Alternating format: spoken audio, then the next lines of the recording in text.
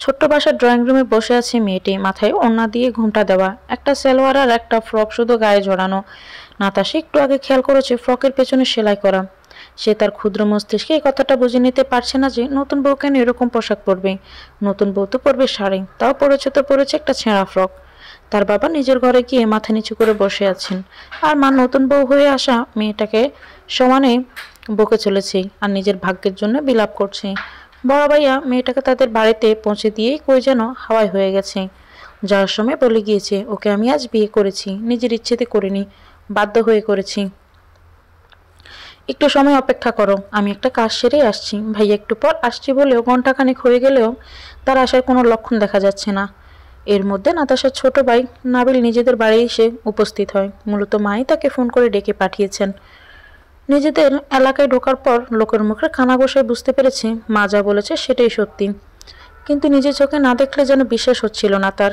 তার এত ভালো ভাইয়া যে কি না তার আদর্শ বাবা মায়ের সবচেয়ে ভালো ছেলে, সে একটা মেয়েকে বিয়ে করে ঘরে তুলেছে। নিজের ছোট ছেলেকে দেখে নাতাশার মা তার কাছে ছুটে গিয়ে বলে, দেখ দেখ দেখ বাপ, কামটা করছে কি ফোলাডা, এই মাইয়াটা আমার ফোলাডার মাথা খাইছে, নাইলে আমারও অত ভালো ফোলা নাকি এই মাইয়ার মতন মাইয়ার ঘরে বউ কইরা আনে। নাবিল প্রথমে কিছু বলতে না পারলেও মায়ের ঘ্যান ঘ্যান সহ্য করতে না পেরে বলে, আহ মা, থামো তো, ওনাকে কি জিজ্ঞেস করেছিলে কিছু? ভাইয়াকে কিছু বলেছে? এতক্ষণে মুখ খুলেছে নাতাশা, বলে ভাইয়া বলেছে মেয়েটাকে বাধ্য হয়ে বিয়ে করেছে। হ, আমার পোলাটা তাই কইয়া গেছে, নিশ্চয়ই এই মাইয়া আমার পোলাটারে ফান্দে ফালাইয়া বিয়ে করছে, এখন কি ভালো সাজার ভান ধরতাছে। এরপর মেয়েটাকে ধমক দিয়ে বলে, এই মাইয়া, কান্তাছো কি লাইগা? কান্না থামাও, নাটকবাজ মেয়ে কোথাকার। নাবিলের নিজেকে কেমন পাগল পাগল লাগছে। মেয়েটাকে কিছু বলতে চেয়েও বলতে পারছে না সে। হাজার হোক, মেয়েটা এখন তার বড় ভাইয়ের বউ। আজকের করা তাদের এই ব্যবহারে মেয়েটা সারা জীবন মনে থাকবে। সে তার ভাইকে চিনে, বা যেহেতু মেয়েটাকে বিয়ে করেছে সারা জীবন তার দায়িত্ব পালন করবে। মেয়েটা তো সম্পর্কে তার ভাবি, বড় ভাবি, তার উপরে মেয়েটা তার থেকে বড় হবে, তাকে তো আর মায়ের মতো ধমকানো যায় না। কিন্তু এই মাইয়া না থাকাটাই হয়েছে সবচেয়ে বড় সমস্যা। ভাইয়া থাকলে হয়তো তাকে জিজ্ঞেস করা যেত এই মেয়েটার সাথে তার কত বছরের প্রেম যে হুট করে তাকে বিয়ে করে ফেললো। মা মেয়েকে অনেক বকাবকি করছে। মেয়েটা কান্না করছে, ভয়ে নাকি লজ্জায় কান্না করছে সেটা নাবিল বুঝতে পারলো না। কিন্তু মেয়েটাকে তার কোনো কিছু বলা উচিত না।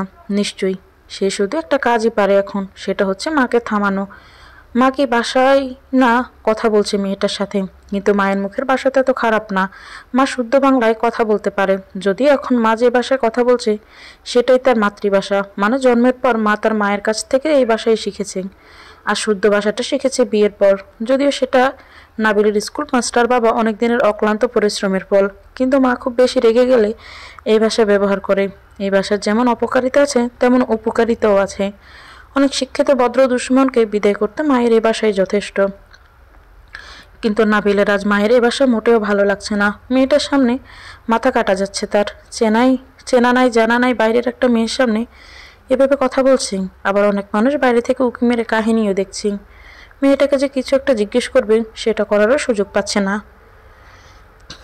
কিছু কি বলবে সে? বলা কি উচিত হবে? যদি কিছু মনে করে?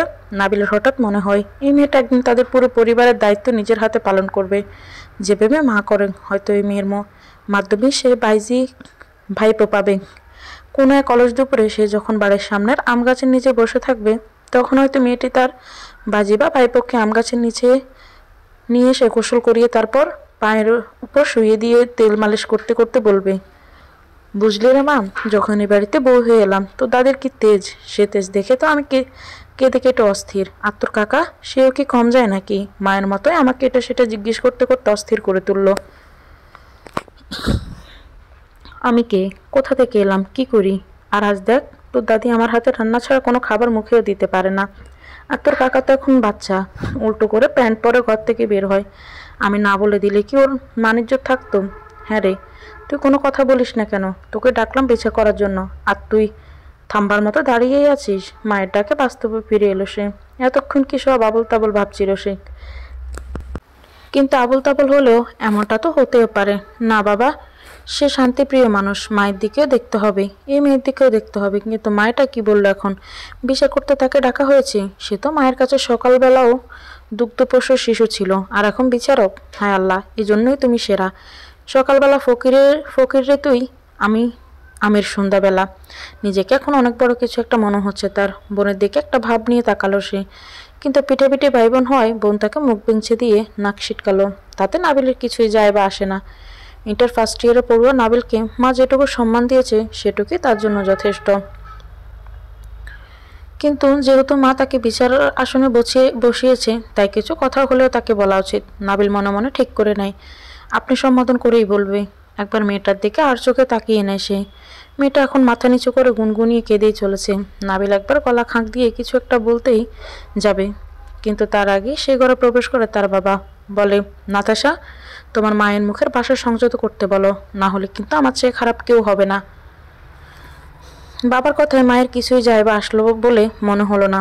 সে এবার বাবাকে বলতে থাকে, আমার মুখের বাসায় আপনার যত ঝামেলা, আর এই মেয়ে যে আমার সংসারে ঝামেলা হয়ে আসলো সেটা আপনার চোখে পড়ে না? আমার এত ভালো ছেলেটার মাথা খেয়ে যে বাড়ি পর্যন্ত উঠে এলো, তার বেলায়? বাবা এবার বেশ গমগম স্বরেই বলল, আর তোমার গুণধর পুত্র যদি এতই গুণধর হয়, তাহলে এই মেয়েকে তার মাথা চিবুতে দিল কেন? বাবার কথায় নাতাশার হাসি পায়, কিন্তু সে হাসে না। এমনিতে তার হাসির রোগ আছে, সে অকারণেই হাসে। শুধু শুধু হাসে, পুরোনো হাসির কথা মনে করে। কিন্তু এখন এই সিরিয়াল টাইপ আলোচনায় হাসাটা একেবারেই বেমানান। হয়তো মা তাকে এই ঘর থেকেই বের করে দিবে। অনেক কষ্টে হাসি চেপে রাখে সে। বাবা এবার নতুন বউ হয়ে আসা মেয়েটার দিকে ফিরে বলে, আম্মা, আমার স্ত্রীর কথায় মনে কিছু নিও না। তার তোমার সাথে এমন ব্যবহার করা উচিত হয়নি, কিন্তু তার জায়গায় অন্য কেউ থাকলে এমনটাই করতো। মেয়েটা কান্না থামিয়ে বাবার কথা শুনে মাথা নিচু করেই থাকে। বাবা আবার তাকে জিজ্ঞেস করে, তোমার নাম কি আম্মা? মেয়েটা আগের মতোই মাথা নিচু করেই জবাব দেয়, আসমানি। আমি জানি শ্বশুর হিসেবে তোমাকে এই প্রশ্নগুলো করা উচিত না, কিন্তু আম্মা, তোমার এভাবে পালায় আসলা কেন? তোমার বাবা মাকে জানাতে। আমরা বিয়ের প্রস্তাব করতাম। তোমার বাবা মা তোমার জন্য দুশ্চিন্তা করছে না? মেয়েটা এবার হাওমাও করে কেঁদে উঠে বাবার পায়ের নিচে পড়ে বসে। বাবা অপ্রস্তুত হয়ে তাকে উঠতে বললেও সে কাঁদতে কাঁদতেই বলে, আমরা পালিয়ে বিয়ে করিনি। আমি তো আপনার ছেলেকে চিনতামও না। আজকে আমার একটা চাকরির ইন্টারভিউ ছিল। আমি আমার বাস মিস করায় রাস্তা দিয়ে হেঁটে আসছিলাম। সন্ধ্যা হয়ে যাওয়ায় আমার ভীষণ ভয় লাগছিল। রাস্তায় আপনার ছেলেকে দেখে তাকে বলেছিলাম আমাকে যেন তার বাইকে করে সামনের বাস স্টপে একটু ছেড়ে দিয়ে আসি। আপনার ছেলে আমার কথা রাখতে গিয়ে আজ এই দশা। মেয়েটির কথা শুনে সবাই অবাক। সবচেয়ে বেশি অবাক নাবিলের মা। জানালার বাইরে থেকে যে কয়েকজন জোড়া চোখ তার কান তাদের ঘরের ভেতর নজর রাখছে সেটা বুঝতে পারে নাবিল, কিন্তু কিছুই বলে না। সত্যিটা তারাও জানুক, না হলে তারা নিজেদের মতো করে ভেবে নেবে সবকিছু। বাবা আবার মেয়েটিকে জিজ্ঞেস করে, তারপর কি হয় আম্মা? রাস্তার পাশে এক জঙ্গলের কাছে এসে ওনার বাইক নষ্ট হয়ে যায়। একে তো সন্ধ্যা বয়ে রাত হয়ে গেছে, আবার ওইদিকে মানুষজনও তেমন আসে না।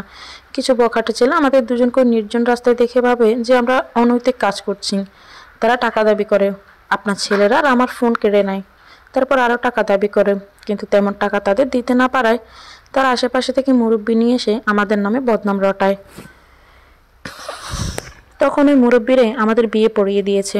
বিশ্বাস করুন, আমাদের কোনো দোষ ছিল না।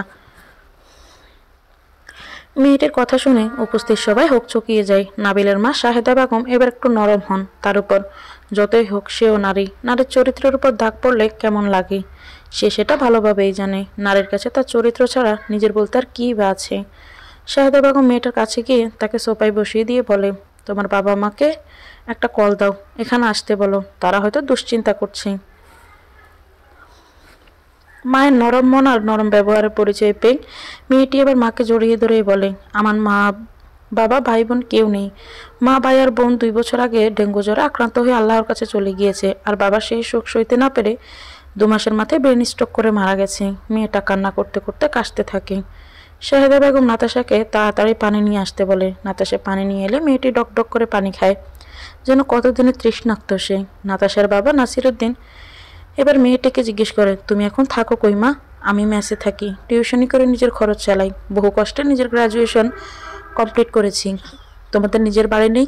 আছে, সেখানে থাকো না কেন? মেয়েটি এবার কাঁদো কাঁদো গলায় বলল, বাবার মৃত্যুর পর আমার বড় চাচা আমার বাবা শহরে যা ছিল সব নিজেদের ছেলেদের নামে করে নিয়েছে, উকিলকে ঘুষ খাইয়ে, আর আমাকে গ্রামের সামান্য জমি আর একটা ছোট্ট বাড়ি দিয়েছে। আমি সারা জীবন শহরেই থেকেছি, তাই কষ্ট হলেও এখন নিজের খরচ নিজে জুগিয়ে পড়াশোনা শেষ করে কোনো রকম একটা চাকরি পাওয়ার চেষ্টা করছি। কিন্তু আমার দুর্ভাগ্য আমার পিছু ছাড়লো না। এখন আমার জীবনটা নষ্ট হয়ে গেল। রাত 12টার দিকে ছোরের মতো হেঁটে নিজের মহল্লা চিপাচাপা গলে দিয়ে নিজের বাড়িতে ঢোকার চেষ্টা করছে নাহিদ। কিন্তু সে যেদিক দিয়ে যাচ্ছে না কেন, কেউ না কেউ সে রাস্তা দিয়ে হাঁটছেই। নাহিদের খুব বিরক্ত লাগছে সবার উপর, কিন্তু কিছুই করার নেই। এদের সামনে গিয়ে কি আর বলা যাবে যে এত রাতে রাস্তায় না করে বাসায় যাও, এসব নেশা টেশা ছেড়ে যাও, বাসায় ফিরে যাও, ঘরে তোমাদের বউরা অপেক্ষা করে আছে। তখন তো তারাও নাহিদকে উল্টো বলবে, আমরা তো পুরান বউরা এখানে নেশা করতে আসছি, তুমি মিয়া আজকে বিয়ে করে এত রাতে বাইরে বাইরে ঘুরতেছো কেন? তখন কি বলবে নাহিদ? কিছু তো বলার মতো নেই। আবার যদি উল্টাপাল্টা কিছু বলে বসে, যাতে তাকে লজ্জা পেতে হয়। তাই নাহিদ কোনো কথা না বলে কারো পায়ের আওয়াজ পেলে চুপটি করে দাঁড়িয়ে পড়ে। তার বাড়িতে ফিরে যেতে ইচ্ছে করছে না বললে ভুল হবে, বাড়িতে ফিরে যেতে ভয় করছি। মা না হয় বকাবকি করবে, কিন্তু বাবার সামনে কোন মুখ নিয়ে যাবে সে? বাবার শান্ত আর শীতল চোখে না হয় বলা প্রশ্নের উত্তর সে কীভাবে দিবে? এদিকে নাবিল ক্রমাগত কল দিয়েই যাচ্ছে। আজকের রাতটা কোনো রকমে পার হয়ে গেলে কালকে সে কলঙ্ক মুক্ত হয়ে যাবে। সব ব্যবস্থা করে এসেছে সে, কিন্তু আজকের রাতটা কীভাবে সে বাড়িতে থাকবে সেটা বুঝতে পারছে না। নাহিদ নিজেকে সাহস দিয়ে বলে, যা হওয়ার হবে, আগে তুই বাড়ি যা নাহিদ, তুই বাড়ি চল। কালকে সব কালপ্রিন্টগুলো শাস্তি পাবে পুরো মহল্লার সামনে। তখন তুই তোর মানের যুদ্ধ সব আবার ফেরত পাবি। বাড়ির কাছাকাছি আসতেই নাহিদের নাকে বিরিয়ানির গন্ধ বেশি আসে। বিরিয়ানি তার অনেক পছন্দের একটা খাবার। সবচেয়ে বেশি তার ভালো লাগে মায়ের হাতের বিরিয়ানি। মা ছোট ছোট করে মুরগির মাংস কেটে দেয়, যাতে মনে হয় অনেক মাংস টুকরা আছে। আগে সে নাবিলার সাথে বিরিয়ানির মাংস নিয়ে ঝগড়া করত, কিন্তু বিশ্ববিদ্যালয়ের সময় থেকে আর করে না। কিন্তু এখনও নাবিল আর নাতাশা ঝগড়া করে। তাদের বাড়িতে কালে বদ্রে বিরিয়ানি রান্না করা হয়। সেদিন আর কেউ বাড়ির বাইরে বের হয় না, রান্না করে মায়ের আশেপাশে ঘুরঘুর করে। যে নাতাশা রান্না করা যায় না, সেই নাতাশাও মাকে টুকটাক সাহায্য করে। লেবু কেটে নেয়, শশা কেটে নেয়, টিউবওয়েল থেকে জগ ভর্তি করে পানি নিয়ে আসে। মাঝে মাঝে বড় ভাইয়ের কাছে এসে বলে, ভাইয়া তোর কাছে কি কোকা কোলার কেনার টাকা আছে? খাবার শেষে খেতে ভালো লাগে, আনতে পারবি 1 বোতল?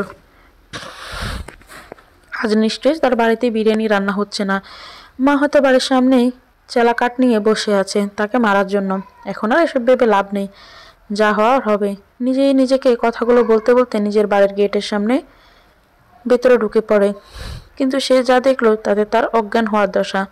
তাদের রান্নাঘর থেকে বিরিয়ানির গন্ধ আসছে। তার মা রান্নাঘরের সামনে কেটে রাখা টিন সরিয়ে রান্না করছে। এই ভীষণ রকম অন্ধকারে মাটির চুলে আগুন টকটকে লাল মনে হচ্ছে। মা নিশ্চয়ই ঘেমে গেছে। মাঝে মাঝে কপালে নিজের কাপড় দিয়ে ঘাম মুছে। বাবাকে সে দেখতে পেল বারান্দার সামনে সিঁড়িতে বসে আছে। নাতাশাকে দেখতে পেল টিউবওয়েল থেকে পানি তুলছে। নাবিলকে আশেপাশে কোথাও পেল না সে। সে চুপি চুপি দুয়ারের মাঝখানে এসে দাঁড়ালো। প্রথমে বাবাই তাকে দেখলো। তাকে দেখে বেশ স্বাভাবিকভাবেই বলল, আয় নাহিদ, বসে পড়। কখন গেলি? আর এখন আসার সময় হলো? নাহিদ বুঝতে পারলো না বাড়ির সবাই এত স্বাভাবিক কিভাবে আছে। নাবিলকে জিজ্ঞেস করলে সব জানা যেত। নাহিদের বাবা নাসিরউদ্দিন আবার তাকে তাড়া দেয়। নাহিদ ধীরে পায়ে তার পাশে গিয়ে বসে। কিছুক্ষণ নীরবতার পর বাবা বলে, আল্লাহ যা করে সব ভালোর জন্যই করে, আর বিয়ে হলো সম্পূর্ণ আল্লাহর ইচ্ছে। এই মেয়েটিকে তোমার জন্য আল্লাহ সৃষ্টি করেছে, তাই তোমার সাথে তার বিয়ে হয়েছে। জীবনকে শুধু শুধু এত জটিল করার কোনো দরকার নেই বাবা। তোমার যদি অন্য কোনো পছন্দ না থাকে, তবে মেয়েটিকে তুমি ভালোভাবে স্ত্রীর মর্যাদা দিয়ে এ বাড়িতে রেখো। আর যদি তোমার কোনো পছন্দ থাকে আমাকে বলো, আমি এই মেয়েটির ব্যবস্থা করব। মেয়েটি অনাথ, তার দেখভালের দায়িত্ব এখন যেহেতু আমাদের। তুমি তার দায়িত্ব না নিলেও আমি তার জীবন ভালোভাবেই গড়ে দেব। মাহিদ মাথা নিচু করে বলে, আমার কোনো পছন্দ নেই বাবা। আমি জানি আগে থেকেই তোমার প্রতি গর্ব হচ্ছে আমার। তুমি চাইলে মেয়েটিকে ওই বাজে লোকদের হাতে ফেলে আসতে পারতে, সেই ক্ষমতা তোমার আছে আমি জানি। কিন্তু ওই মেয়েটির বদনাম হয়ে যেত। আমি ওর জন্যই করেছি বাবা, জানি। আমার ছেলে বলেই কিন্তু তুমি এমন করেছিলে। বলেই হাসে বাবা। বাবার এই বন্ধুর মতো আচরণে নাহিদও হাসে। নাহিদ কিছু বলার আগে রান্নাঘর থেকে তার মা তাকে ডেকে বলে, এদিকে আয় তো নাহিদ। নাহিদ যে ভয়টা নিয়ে বাড়িতে এসেছিল সেই ভয়টা আর নেই, কিন্তু এখন একরাশ লজ্জা তাকে ঘিরে রেখেছে। কিভাবে যাবে সে মায়ের সামনে? হঠাৎ তার একটা কথা মনে হয়, কোথায় আছে মেয়েটি? মানে সন্ধ্যা বেলায় বিয়ে করে আনা বউ ঘরের মধ্যে, কিন্তু কোন ঘরে আছেন? তার ঘরে নাকি নাতাশার ঘরে? নাহিদ একবার ঘুরে নিজেদের ঘরের দিকে তাকায়। তার ঘর তো অন্ধকার, নাতাশার ঘরও। তাহলে কি মায়ের ঘরে আছে? এই নাহিদ, কথা কানা যায় না? ওখানেই তো আছিস, আসতে এত সময় লাগে নাকি? নাহিদ কোনো উপায় না পেয়ে নতমুখা মায়ের সামনে গিয়ে দাঁড়ায়। মা তার দিকে একবার তাকিয়ে চামচে করে 1 চামচ বিরিয়ানি তুলে দিয়ে বলে, দেখতো লবণার জাল ঠিক মতো হয়েছে কিনা। বাধ্য ছেলের মতো মায়ের কথা রাখতে গিয়ে নাহিদ সরাসরি হাত দেয় চামচের মধ্যে, কিন্তু খাবার গরম থাকায় তার হাতে প্রচুর ব্যথা পায়। আর সঙ্গে সঙ্গে ব্যথায় কুকিয়ে ওঠে সে। মা তাকে বকতে বকতে বলে, এত বড় হয়ে গেছিস অথচ এখনো সামান্য এই কাজটা করতে পারিস না? বিয়ে করেছিস কোন আক্কেলে? যদি সামান্য বিরিয়ানির লবণ দেখতে গিয়ে হাত পোড়াস তাহলে সংসার করবি কিভাবে? তারপর পিছনে ফিরে বলে, আমার ভোলাবালা ছেলেটার বউ হয়ে এসেছ।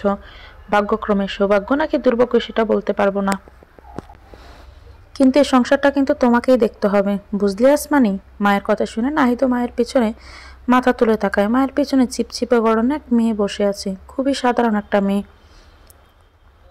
সাধারণ মধ্যবিত্ত ঘরের মেয়েদের মতোই পোশাক। তাকে দেখে মাথায় ঘোমটা টেনে শশা কাটতে থাকে। এই প্রথম মেয়েটাকে ভালোভাবে খেয়াল করে সে। সন্ধ্যায় তো মাস্ক পরা ছিল, তাই চেহারা দেখতে পারেনি। মেয়েটি দেখতে বেশ ফর্সা, মুখে কয়েকটা ব্রণের দাগ আর ব্রণও আছে। একটা ব্রণ পেকে লাল হয়ে আছে গালের এক পাশটায়। মনে হচ্ছে মেয়েটা খুব মুখে রং মেখেছে। হাতে পায়ে কোনো অলংকার নেই, সাধারণ মেয়েদের থেকেও সাধারণ মেয়েটি। কিন্তু এই প্রথম কোনো মেয়েকে তার খোঁজসহ এত ভালো লাগলো। নাহিদ মুহূর্তে কেমন হয়ে গেল। মেয়েটি একবার তাকালো তার দিকে। নাহিদের মনে দোলা দিয়ে গেল কোনো এক অজানা বাতাস। নাহিদ মনে হলো এই মেয়েটিকে দেখে সে সারা জীবন পার করে দিতে পারবে। সৃষ্টিকর্তা তার জন্য যাতে সুন্দর একটা মেয়েকে তৈরি করেছে সেটা সে এই মেয়েটিকে না দেখলে বুঝতেই না। নাহিদ তার জীবনে একটা প্রেমও করতে পারেনি, শুধুমাত্র তার লাজুক স্বভাবের জন্য। মেয়েদের সামনে গেলে তার ভীষণ নার্ভাস লাগে। প্রেম করা তো অনেক দূরের কথা। এখানে দাঁড়িয়ে না থেকে দেখতো নাবিল কই গেছে। সে কখন ওকে দই আনতে পাঠিয়েছি, এখনো খবর নেই। মায়ের ডাকে সম্মতি ফিরে পেয়ে সে হুড়মুড়িয়ে বেরিয়ে পড়তে পড়তে বলে, হ্যাঁ হ্যাঁ চাচি যাচ্ছি। নাহিদকে অবশ্য যেতে হলো না। গেটের সামনে যেতেই উল্টো পাশে থেকে নাবিলও গেট দিয়ে নিজের মাথা ঢুকিয়ে দিল। নাহিদও তাই পিছিয়ে আসলো। নাবিল এক হাতে দইয়ের হাঁড়ি আর এক হাতে কোকা কোলার বোতল বারান্দায় রাখা প্লাস্টিকের টেবিলে রাখলো। নাতাশা অবাক হয়ে গেল তার হাতে কোকা কোলা দেখে। নাবিলের চোখে মুখেও বিশ্বজয়ের হাসি। বাবা তাকে শুধু দই কেনার টাকা দিয়েছিল, সে নিজের টাকায় কোকা কোলাও কিনে এনেছে। খাবার টেবিলটা টেনে বারান্দার মাঝখানে আনলো নাবিল। ছোট একটা ঘর তাদের। ঘরের ভিতরে 3টা থাকার ঘর। পূর্ব পাশেরটা তার আর তার ভাইয়ের, মাঝেরটা নাতাশার, আর পশ্চিম পাশেরটা বাবা মায়ের। তাদের আর বাবা মায়ের ঘরের সামনে বারান্দায় জায়গা আবার ছোট দুটো ঘর। একটাতে গ্যাসের চুলা রাখা হয়েছে, আর একটা বানানো হয়েছে বসার ঘর, তাই তাদের ঘরে আলো বাতাস পায় না সামনে থেকে। নাতাশার ঘরের সামনে জানালা থাকলেও বারান্দায় রাখা ডাইনিং টেবিলটার জন্য তারাও ঝামেলা। নাবিল ভীষণ অস্বস্তিতে পড়ে গেল মেয়েটার সামনে। তাদেরকে কি না ভাবছে মেয়েটা। নাতাশা তার ঘর থেকে তার পড়ার টেবিলের চেয়ার নিয়ে এসেছে, কারণ এখন তো 6 জন মানুষ। রং ওঠা চেয়ারটা দেখেও নাবিলের নিজেকে ভীষণ ছোট মনে হলো। কি নিদারুণ গরিবই না তারা। খাবার টেবিলে বসে আসমানি নামের মেয়েটি মাথা নিচু করে খেতে থাকে। নাবিলের তখনও ভীষণ মন খারাপ লাগে। এই ব্রয়লার মুরগির মাংস দিয়ে বিরিয়ানি মেয়েটার কেমন লাগছে কে জানে। একটু আলাদা করে গরু বা খাসির মাংস কি দেওয়া উচিত ছিল না তাকে?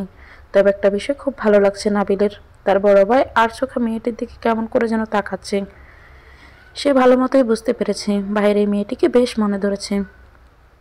নাসিরুদ্দিন সাহেব বলে, আসমানি মা, আজ প্রথম দিন এলে, ভালো কিছু খাওয়াতে পারলাম না তোমাকে, মনে কিছু নিও না মা। আসলে কোনো প্রস্তুতি ছাড়া, বুঝোই তো আমাদের। এই প্রথম মেয়েটি মাথা উঁচু করে বাবার দিকে তাকিয়ে তার কথা শেষ না করতে দিয়ে বলল, কি বলছেন বাবা? কতদিন পর এভাবে ঘরের খাবার খেলাম, আমার নিজেরও মনে নেই। আর এই খাবারকে সামান্য কেন বলছেন? টিউশনি করিয়ে যা জোগাড় করি। আগে তো পড়াশোনার পেছনে খরচ হতো, এখন তো সব চাকরির ইন্টারভিউর জন্য অ্যাপ্লিকেশনের পরীক্ষা দিতে যাওয়ার গাড়ি বানাতেই যায়। এরকম খাবারও যে শেষ কবে খেয়েছি ভুলে গিয়েছি। আগে আমার মা রান্না করতো এমন করে, আমরা 3 ভাই বোন কাড়াকাড়ি করে খেতাম। কারো প্লেট একটু মাংস বেশি গেলে বাবার কাছে মায়ের দ্বিচারিত জন্য বিচার দিতাম। এখন আর কেউ নেই আমার, না বাবা মা না ভাই বোন। চাইলেও আর কাউকে ফিরে পাবো না। ফিরে পেলে খোদার নামে শপথ করে বলছি আমার ভাগেরটা আমার ভাই বোনদের দিয়ে দিব। মেয়েটির কথা শুনে বাবা মাথা নিচু করে ফেললো। মা নিজের খাবার পেলে উঠে এসে মেয়েটির মাথায় হাত বুলিয়ে দিয়ে আর একটু খাবার তার প্লেটে তুলে দিয়ে বলে, এটা তোর সংসার বুঝলি, আর আমরা তোর পরিবার, যখন যা ইচ্ছে হবে তাই নিজ হাতে নিয়ে খাবি। আমরাও তো বড় লোক না, কিন্তু মাসে কিংবা 2 মাসে একবার ভালো খাবার আমরা খাই, তুইও খাবি, লজ্জা করবি না মোটেও। মায়ের মমতায় মেয়েটি যেন গলে যাচ্ছিল। প্লেটের সব খাবার একটু একটু করে শেষ করলো সে, একটা দানাও বাকি রাখলো না। নাবিলের বেশ ভালো লাগছে মেয়েটিকে। তাদের মতো মধ্যবিত্ত সংসারকে গুছিয়ে একত্রে রাখার জন্য এরকম একটি মেয়ে যথেষ্ট। নাতাশার ঘরে বসেছিল আসমানি, পাশের ঘরে নাহিদ বসে আছে। বিয়ে এমন একটা সম্পর্ক যেখানে অপর একটা মানুষের সম্পর্কে কোনো কিছু না জানলেও তার প্রতি আলাদা একটা টান আসে। এই মুহূর্তে নাহিদ আর আসমানির মনের অবস্থাও এক। কেন যেন তারা একে অপরের সাথে দেখা করতে চাইছে, কিন্তু কেউ মুখ ফুটে বলতে পারছে না।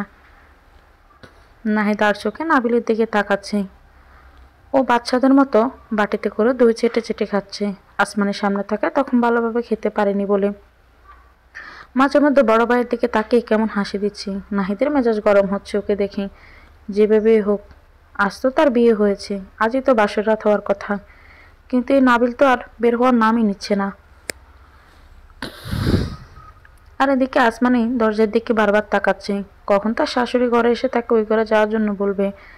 আসমানির ভাবনার মাঝে ওর শাশুড়ি রুমে এসে ওর পাশে বসে বলে, আসমানি মা, তোমার শ্বশুর একজন স্কুল শিক্ষক হলেও অতটা আধুনিক না। সে কোথায় যেন এক ইসলামিক বক্তাকে বলতে শুনেছে, বৈধ অভিভাবক ছাড়া নাকি বিয়ে ভালো মতো সম্পূর্ণ হয় না।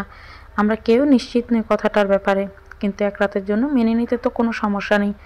কোনো সমস্যা হবে তোমার? আসমানি মাথা নিচু করে জবাব দেয়, না মা। তাহলে কালকে তোমার বড় চাচাকে খবর দিয়ে আমরা নিয়ে আসবো। সে তো এখন তোমার অভিভাবক। কালকে নতুন করে আবার পুরো মহল্লার সামনে তোমাদের বিয়ে হবে। এ বাজে ছেলেগুলোর বিচারও হবে। সত্যি? হ্যাঁ। আসমানের চোখে আনন্দে পানি চলে আসে।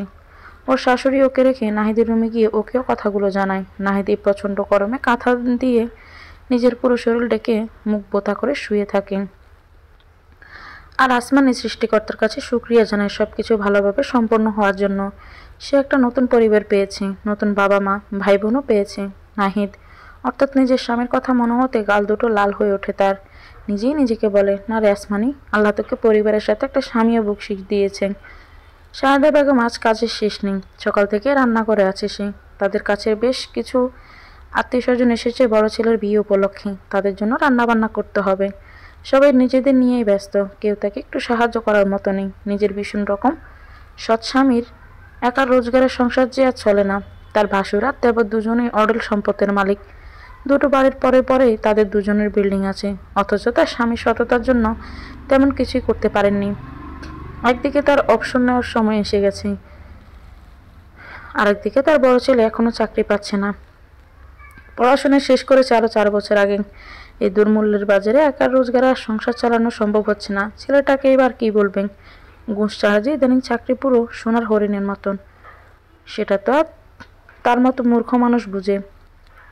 আসমানিকে জিজ্ঞেস করেছিলে ওর চাচার কথা, আসছেন উনি? স্বামীর ডাকে সামনে না তাকিয়ে খিঁচুড়ি নাড়তে নাড়তে বলে, হ্যাঁ বলেছে তো, আসছে। ওকে শুনলাম অনেক বকাবকি করছে। মেয়েটা কান্নাকাটি করলো অনেক। বাপ মা মরা মেয়ে, এতিমের সাথে এ কেমন দুর্ব্যবহার। সবই হচ্ছে মানুষের বিবেক, বুঝলে? নাহিদ কই? সকাল থেকে দেখছি না যে ওকে। বন্ধুদের নিয়ে ওই ছেলেগুলোকে আনতে গেছে ও। আমার নিজেদের অনেক ছোট ছোট লাগছে গো। কেন? বাড়ির বড় ছেলের বিয়ে দিচ্ছি, কোনো আনন্দ অনুষ্ঠান নেই। কত গণ্যমান্য মানুষ আসবে, তাদের শুধু চা মিষ্টি খাইয়ে বিদায় করব, ভাবতেই খারাপ লাগছে। নাসিরুদ্দিন সাহেব একটা ছোট্ট নিঃশ্বাস পেলেন, তারপর বলে, আমাদের সেই সাধ্য কোথায়? আর আমার জমানো যা আছে সেটুকু দিয়ে ছেলের ভবিষ্যৎ গড়ে দেব। এত আচার অনুষ্ঠান করে পাপ কামানোর কি দরকার? আর আজকের ব্যাপারটা খারাপ লাগলেও কিছু করার নেই। অনেক মানুষ আসবে, তামাশা দেখবে, আশেপাশের মহল্লা থেকেও মানুষ আসবেন। কতজনকে খেতে দিতে পারবো আমরা বলো তো? হ্যাঁ, তা তো ঠিকই। নাবিল এতক্ষণ যার আশায় বসেছিল অবশেষে সে এসেছে। সাথে এসেছে অনেক দামি দামি মিষ্টি আর সন্দেশ। এবার সে তাদের জন্য কোনো উপহার না আনলেও তার বড় ভাই আর বাবির জন্য উপহার এনেছে। নাবিল মাঝে মধ্যে বুঝতে পারেন তার বড় ফুফা ঠিক ততটা বড় লোক যে বিয়ের কথাটা শুনে পুরো 1 সেট সোনার গয়না পাঠিয়ে দিয়েছেন ফুপির হাতে। মা আনন্দের বারবার চোখ মুছছে। নাবিল ভালো করেই জানে তাদের মধ্যবিত্তের সংসারে আগামী 1 বছর চাইলেও তার ভাবিকে এত দামি গয়না করেই দিতে পারবে না। কিন্তু যে এত কিছু নিয়ে এসেছে সে সম্পূর্ণ নির্বিকার। এসব যেন কোনো বিষয় না তার কাছে। সে এসে মায়ের সাথে রান্নাঘরে ঢুকে গেছে, অথচ তার বাকি ফুফি আর মামা মামি কিছু ফলমূল আর চিপসের প্যাকেট এনে নিজেদের ফ্যানের নিচে শুয়ে বসিয়ে রেখেছে। হঠাৎ গেটের কাছে নজর পড়তে তার পিলে চমকে ওঠে। গতকাল রাত থেকে একবারও এ আসন্ন বিপদের কথা মনে পড়েনি তার। এখন কি হবে? নুসাইবা এসে কি আসমানি বাবির সাথে ঝগড়া শুরু করে দিবে? এই মেয়েটা যে কিশোরীবেলা থেকে তার ভাইয়ের কাছে নিজের মন দিয়ে বসে আছে, কিন্তু তার বোকা ভাই যে সেসব বুঝেও না, না বোঝার ভান করে বসে থাকে। নাবিল যেরকমটা ভেবেছিল হলো ঠিক তার উল্টো। নুসাইবা নামে তার একমাত্র খালাতো বোনটি প্রথমে এসে তার খালার সাথে দেখা করে ঘরের সামনে দাঁড়িয়ে থাকা নাবিলকে সম্পূর্ণ উপেক্ষা করে নাতাশা ঘরে ঢুকে গেল। নাবিলের দম প্রায় বন্ধ হয়ে আসার অবস্থা। নুসাইবা ঘরের ভিতর ঢোকার পর নাতাশা আর তার ছোট চাচার মেয়ে আপিও চমকে ওঠে। তারাও যে জানে নুসাইবার মনের কথা, কি না কি করে বসে এখন মেয়েটা। নুসাইবা আসমানের কাছে গিয়ে বলে, তুমি কি সুন্দর গো ভাবি, ভাইয়া বুঝি তোমায় খুব ভালোবাসে? হুট করে একটা অচেনা মেয়ে এইভাবে এসব জিজ্ঞেস করায় বেশ ভড়কে যায় আসমানি। একবার নাতাশার দিকে তাকালে সে বলে, ও আমার একমাত্র খালাতো বোন, ওর নাম নুসাইবা। নুসাইবা মেয়েটি আসমানির চেয়ে বেশ ছোট হবে, কিন্তু আসমানি তাকে বলে, কেমন আছেন? নুসাইবা একটু হেসে বলে, কেমন আছি বলে তোমার মনে হয়? বড় খালাতো ভাইয়ের বিয়ে হচ্ছে, ভেবেছিলাম কত আনন্দ করব, কিন্তু কোথা থেকে কি হয়ে গেল। নাতাশা বলে, এভাবে হলেই হয়? বিয়ে তো বিয়েই, সে তো কবুলই বলতে হবে। বড় লোকের বিয়ে তো কবুল বলেই বিয়ে হয়, আমাদের মতো গরিবের ঘরেও কবুল বলেই বিয়ে হয়। আচার অনুষ্ঠান তো বিলাসিতা আমাদের জন্য। নাতাশা না তো কাঠখোট্টা জবাবে নুসাইবা শুধু এক পলক তার দিকে তাকিয়ে থাকে। নাতাশার সাহসে কুলায় না ওর চোখের দিকে তাকিয়ে থাকার। কত অভিযোগ আর অভিমান লুকিয়ে রেখেছে ওর ওই চোখে তার ভাইয়ের প্রতি। কিন্তু নাতাশা জানে এখন আর কিছুই করার নেই।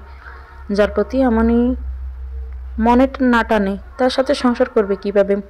নাতাশা নিজের ক্ষুদ্র মস্তিষ্কের থেকে বেশি আর কিছুই বোঝে না, বোঝার কথাও না। সে শুধু জানে যেহেতু বিয়ে হয়ে গেছে এখন তার ভাই শুধু তার ভাবিকেই ভালোবাসবে, বাইরের মেয়েদের দিকে ঘুরেও তাকাবে না। ক্লাস 9-এ পড়ো একটা মেয়ের পক্ষে এর থেকে বেশি আর কী বা বোঝার ক্ষমতা আছে? নুসাইবা কোনো কথা না বলে চলে যায় সেখান থেকে। নাতাশা ওর কথা লুকাতে চায় আসমানির থেকে, কিন্তু বুদ্ধিমতী আসমানি বুঝে যায় কিছু তো একটা সমস্যা আছে, না হলে নাতাশা ওর সাথে এভাবে কথা বলতো না। নাতাশাকে আসমানি জিজ্ঞেস করে, কি হয়েছে ওর? নাতাশা জবাব দেওয়ার আগে ক্লাস 7-এ পড়া ও চাচাতো বোন আফিয়া বলো, ওর মনের অসুখ হয়েছে গো ভাবি। আপনার বরকেও ভালোবাসে সে ছোট্টবেলা থেকেই, আপনার সাথে বিয়ে হয় ওর মন ভেঙে খান খান হয়ে গেছে। ও যে বলে না ছেঁকা খাইছে। আহারে মাইয়াডা, কাছে এলো আর আমি বেগুন পোড়ায় গন্ধ পাইলাম। নাতাশা আসমানিয়ার ঘরের বাইরে দাঁড়িয়ে থাকা নাবিল হঠাৎই বিব্রতকর পরিস্থিতিতে পড়ে গেল। নাবিলের ইচ্ছে করছে আফিয়াকে তোরা আছাড় মারতে, কিন্তু ওরিবে কি দোষ? ক্লাস 7-এ পড়া বুদ্ধিহীন এসব পাকা মেয়ের কাছে এর থেকে আর কী বা আশা করা যেতে পারে? এলাকার চেয়ারম্যান সামনে দাঁড়িয়ে থাকা বকে যাওয়া কিশোরদের উদ্দেশ্য করে বলে, তোমরা কি অন্যায় করেছ? বুঝতে পেরেছ? কারো সম্মান আঘাত হানলে কেমন লাগবে বলো তো? তোমাদের বাবা মাকে সবাই ছিছি করছে, ভালো লাগছে তোমাদের? আর এই ছেলে মেয়ে দুটো চরিত্রে যে এভাবে কলঙ্ক মাখাইলা, তাহলে এদের কেমন লাগছে? সামনে দাঁড়িয়ে থাকা ছেলেগুলো মাথা নিচু করে দাঁড়িয়ে আছে,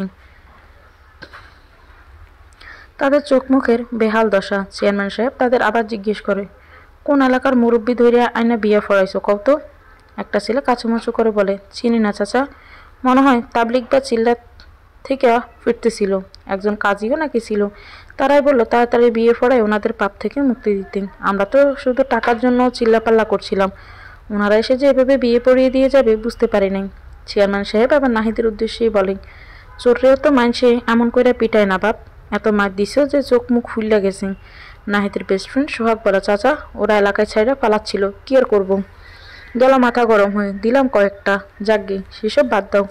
নাসিরুদ্দিন স্যার আমাদের অত্র এলাকার একজন গণ্যমান্য মানুষ, আমার ছোট ভাই বোন তাদের কাছে পড়াশোনা করেছে, আমার ছেলে মেয়েও করতেছি। আমরা সবাই জানি সে কেমন মানুষ, আর তার ছেলে নাহিদের চরিত্র কেমন সেটাও আমরা সবাই জানি। ভুলক্রমে হোক আর যেভাবেই হোক বিয়ে তো হয়েছে তাদের, তারাও মেয়েকে মেনে নিয়েছে। যেহেতু মেয়েটু অনাথ, এক আপন বলতে শুধু চাচা আছেন, সে আমাদের সাথেই আছে, তারও এ বিয়েতে কোনো আপত্তি নেই।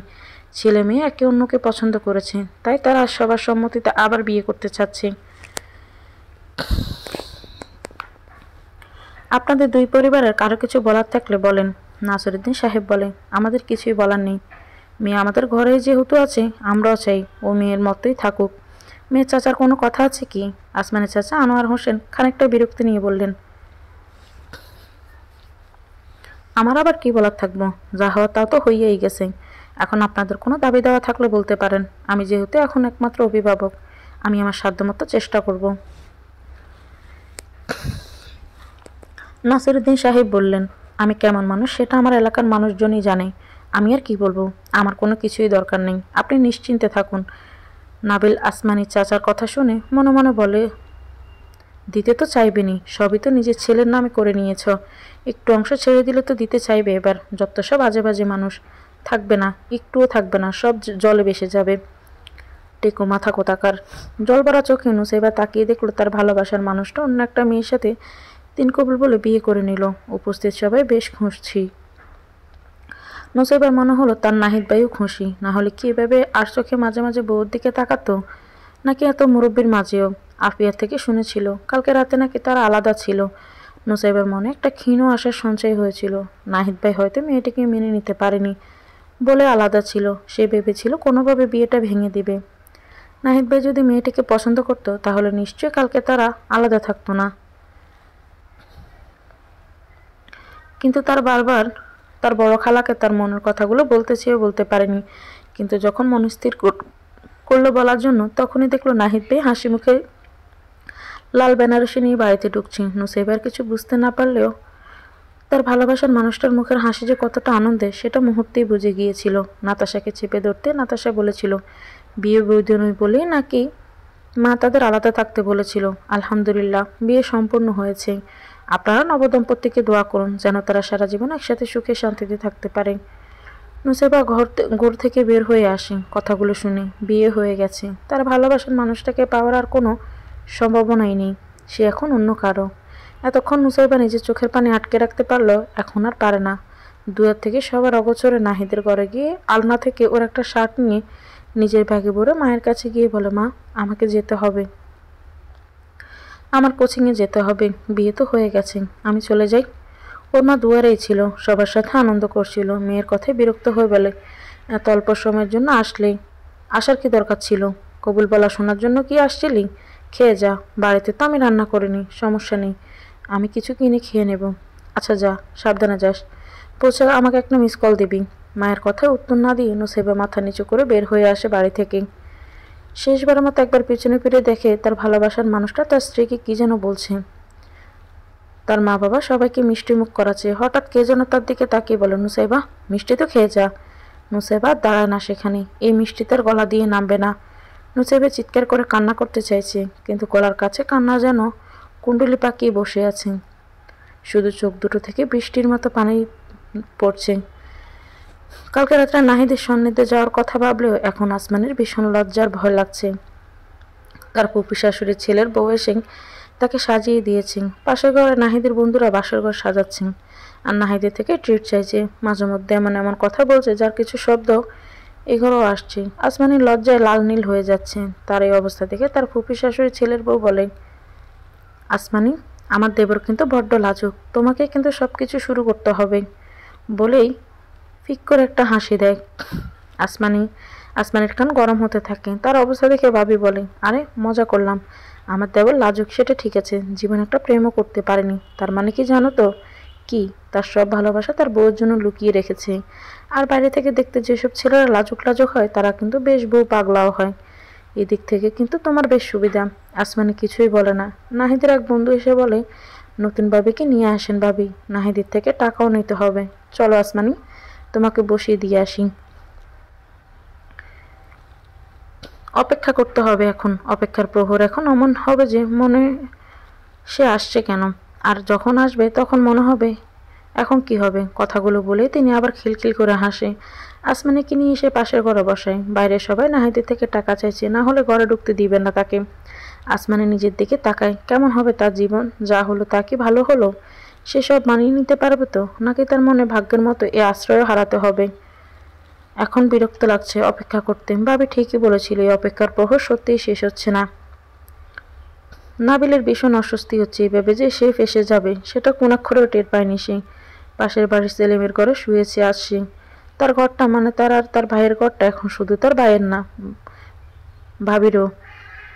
এখন থেকে ওটা ভাবির ঘর। ভাই থাকলেও কিছুদিন পর থেকে নাতাশা বলবে, ভাবির ঘর, সেও বলবেন যেমন সবাই বলে মায়ের ঘর। কেন শুধু মায়ের ঘর কেন হবে? ওটা তো বাবারও ঘর, ওই ঘরে তো বাবাও থাকি। তাহলে তারা সবাই কেন শুধু বলে ওটা মায়ের ঘর? এতদিন নাবিল এই বিষয়টা খেয়াল করেনি, আজই প্রথম করলো।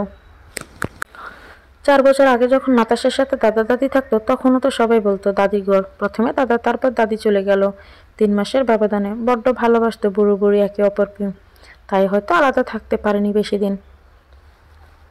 তারপর তো ওটা নাতাশার ঘর, এটাই কি দুনিয়ার নিয়ম? নতুন যে আসবে তার জন্য কি সব দাবি ছেড়ে দিতে হবে? কিরে এত নড়ছিস কেন, ঘুমাবি না নাকি?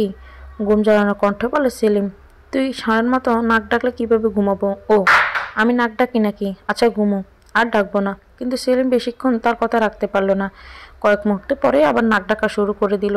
নাবিল নিজের মাথা বালিশের নিচে রাখলো, তাতে যদিও নাক ডাকার শব্দ একটু কম আসে কানে। এমনিতেই অচেনা বিছানায় ও সহজে ঘুম আসে না, তার উপর আবার এই নাক ডাকা ডাকি। হঠাৎ করে নাবিলের একটা কথা মনে আসে, সেলিমের বউ ঘুমোবো কিভাবে? ওর এই নাক ডাকার শব্দে যদি ঘুম ভেঙে যায়, রাতে ঘুমোতে না পারলেও তো পাগল পাগল লাগে। সেলিমকে ঠেলা দিয়ে বলে, সেলিম, এই সেলিম শোন। সেলিম ঘুমের মধ্যে থেকেই বলে, কি ঠেলছিস কেন? বিয়ের পর যদি তোর বউ তোকে ছেড়ে চলে যায়, তোর এই নাক ডাকার জন্য যে শব্দ করিস তুই, তখন কি করবি? দুপুর সময় এই ফালতু কথা বন্ধ করবি? আমার চিন্তা বাদ দিয়ে তুই নিজের চিন্তা কর। শুধু কি ছেলেরাই নাক ডাকে নাকি? মেয়েরাও ডাকে। পাশের ঘরে গেলে বুঝবি আমার দাদি কি পরিমাণ নাক ডাকে। আর আমার দাদা সেখানে আরামেই ঘুমায়। তোর বউ যদি নাক ডাকে তখন তুই কি করবি তাই ভাব। সেলিম আরও কিছুক্ষণ বিড়বিড় করে কি যেন বলে, আবার ঘুমিয়ে পড়ে। কিন্তু ঘুম আসে না নাবিলের চোখে। সুদূর ভবিষ্যতে চিন্তায় ওর ঘুম আসে না। কি করবে বুঝে উঠতে পারে না সে, কিন্তু এটুকু বুঝে জীবন এক সময় এক নিয়মে চলে না। জীবনের রং বদলায়, গতি বদলায়। নাহিদের বাহুতে মাথা রেখে আসমানি বলে, আপনি সত্যি আমাকে পছন্দ করছেন তো, নাকি আমাকে দয়া দেখাচ্ছেন? এক কথার কতবার বলবে আসমানি? ভালো লাগছে বলেই তো বিয়ে করেছি, ভালো না লাগলে নিজেদের জীবন নষ্ট করতাম না। তবে একটা কথা কি জানো? কি? আল্লাহ যা করেন সব মঙ্গলের জন্যই করেন। কীরকম? এই যে আমি 4 বছর ধরে বেকার বসে আছি, কবে জব পাবো সে আশায়। জব পেতাম, বাড়িঘর ঠিক করতাম, কিছু টাকা পয়সা জমাতাম, বউয়ের জন্য সামান্য হলে অলংকার বানাতাম, আবার মোহরানার টাকা জোগাড় করতাম। তারপর না বিয়ে করতাম, ততদিন আমার চুলে সাদা পাখির বাসা বাঁধতাম। আসমানি খিলখিল করে হাসে। নাহিদ তাকিয়ে থাকে ওর মুখের দিকে। এতটা সাবলীল কেউ কিভাবে থাকতে পারে? নাহিদ ভেবে পায় না। মেয়েটার আপন বলতে কেউ নেই, অথচ দেখে মনেই হয় না তাদের সাথে নিজেকে কতটা মানিয়ে নিয়েছে। আসমানি নাহিদকে আবার জিজ্ঞেস করে, সত্যি করে বলুন তো, আমার কোন জিনিসটা দেখে আমাকে পছন্দ করলেন? হুট করে কি কাউকে পছন্দ করে ফেলা যায় নাকি? বললাম তো এই প্রশ্নের জবাব আজ দিব না, না দিতে হবে। আর আজই, এক্ষুনি। নাহিদ নিজের আচরণ নিজেই অবাক হয়ে যাচ্ছে। একটা মেয়ে তার শরীর ঘেঁষে তার উপর কত সহজে অধিকার দেখাচ্ছে, অথচ সে কিছু বলতেও পারছে না। এমনিতে তো লাজুক নাহিদ। ভার্সিটির মেয়েদের সাথে রাস্তায় দেখা হলেও মাথা নিচু করে হেঁটে যেত, যাতে হাই হ্যালো বলা না লাগে। কি হলো বলেন? অবশেষে হার মানতে হলো নাহিদকে, কিন্তু কথাটা বলতে তার ভীষণ লজ্জা লাগছে। কোনো মেয়ে কি এটা মেনে নিবে নাকি বিশ্বাস করবে? চুপ করে আছেন কেন বলেন। বলবো, এক শর্তে। আসমানি ঠোঁট উল্টো করে বলে, কি? আমাকে তুমি করে বলবেন। আসমানি মাথা চুলকে বলে, এখনই না, এটা আসলে অভ্যাসের ব্যাপার, ধীরে ধীরে বলো। ওকে, বাট এখন আপনি বলেন আমাকে কি দেখে পছন্দ করলেন? নাহিদ নিজের চোখ বন্ধ করে বলে, তোমার মুখের ব্রণগুলো দেখি, বিশেষ করে গোলাপি ব্রণ দেখি। আসমানি প্রথমে অবাক হলেও পর মুহূর্তে হেসে দেয়। প্রথমে আস্তে আস্তে হাসলেও ধীরে ধীরে হাসির মাত্রা বাড়তে থাকে। জোরে জোরে হাসতে শুরু করলো। নাহিদ ওর মুখ চেপে ধরে ওকে নিজের সাথে মিশিয়ে নেয়। আসমানি হঠাৎ হাসি থামিয়ে নাহিদের চোখের দিকে তাকায়। তারা দুজন উপলব্ধি করতে পারে একে অন্যের মনে আর চোখের ভাষা। নাহিদের মুখ থেকে হাত সরিয়ে চুমু খায় ওর সেই গোলাপি রঙের ব্রণের উপর।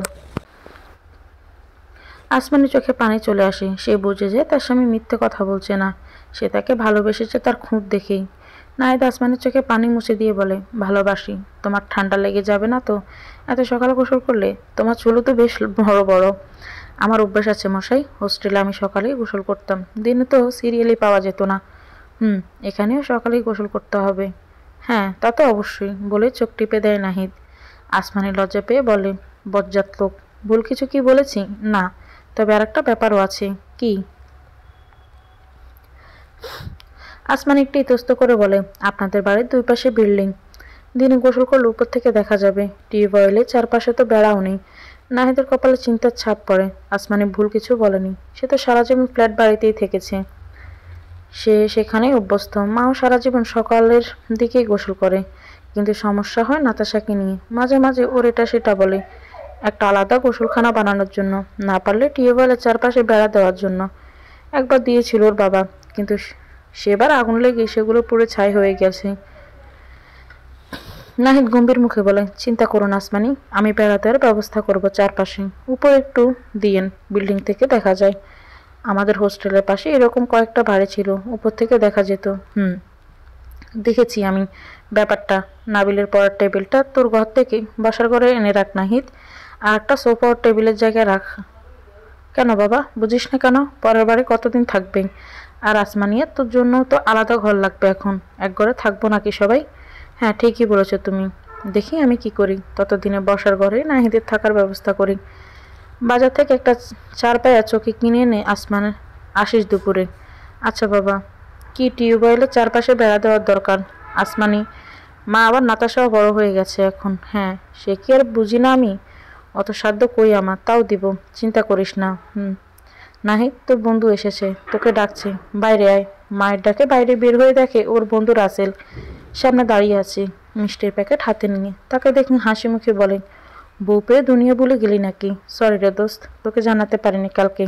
তোদের বাড়িতে তো নাবিলকে পাঠিয়েছিলাম কালকে, ও বললো তুই বাসায় নেই। হ্যাঁ, কাজে গিয়েছিলাম, তুই তো একবার ফোন দিয়েও জানাতে পারতি। কালকে সারাদিন ফোন করছিল, খেয়াল ছিল না। হ্যাঁ সেটাই, বউ পেয়ে বন্ধু তো দূরের কথা, ফোনের কথাও ভুলে গেছিস। ফোনটা কালকে হাতে থাকলে এতক্ষণে বাড়ি ফিরে একটা বিয়ের বাজার বসে যেত। বাবা মার সামনে এভাবে বলায় নাহিদ বেশ লজ্জা পেলুম। কথা ঘুরাতে তাড়াতাড়ি বলে, কী সব বলিস না, আয় আয় ঘরে আয়। তা তো আসবই, আজ দুপুরের খাবার খেয়ে যাব। তার আগে চাচিকে মিষ্টি মুখ করাই। রাসেল নাহিদের মায়ের কাছে গিয়ে একটা মিষ্টি খাইয়ে বলে, আমার জন্য দোয়া করবেন চাচি, আমি চাকরিটা পেয়েছি। নাহিদ তো মিষ্টি খাওয়াবই না, ওরটাও আমি খাওয়াই বলে আরেকটা মিষ্টি মুখে দিয়ে দেয় নাহিদের মায়ের। নাহিদি বা কারোই বুঝতে বাকি থাকে না রাসেল কি কথা বলছে। সে তাড়াতাড়ি ঘরে গিয়ে ফোন হাতে নিয়ে মেসেজ অপশনে গিয়ে দেখে সত্যি তার চাকরি কনফার্ম হয়েছে। নাহিদের যেন বিশ্বাস হয় না, তার হাত পা থরথর করে কাঁপতে থাকে। আসমানে তাকে এভাবে দাঁড়িয়ে থাকতে দেখে বলে, কি হয়েছে আপনার? এভাবে দাঁড়িয়ে আছেন কেন, খারাপ লাগছে? নাহিদ কিছু না বলে আসমানিকে জড়িয়ে ধরে বলে, তোমার সব দায়িত্ব আর শখ আল্লাহ এখন পূরণ করব, আমি কথা দিচ্ছি। নাহিদ বের হয়ে বাবা মায়ের পা ছুঁয়ে সালাম করে। রাসেল বলে, চাচি আজ কিন্তু পোলা মাংস খেয়েই তারপর বাড়ি যাব। নাহিদ তো এখন অফিসের স্যার, 60,000 টাকা মাসিক বেতন। হ্যাঁ হ্যাঁ, খেয়েই যাবি তুই। শাহেদা বেগম নিজের চোখের পানি লুকাতে ঘরে যায়, দেখে তার স্বামী বিছানায় বসে আছে। তার কাছে গিয়ে বলে, অবশেষে ছেলেটা চাকরি পেল, আমাদের দিন এবার ফিরবে বলো, একটু সুখের মুখ দেখবো, তাই না? আল্লাহর কাছে চাও। আসমানি আমার ঘরে আসলো, আর এত বড় খুশির খবর, মেয়েটার সৌভাগ্য নিয়ে এসেছে আমাদের জন্য। আর ওই দিন আমি কত বাজে কথাই না শুনাইলাম ওরে।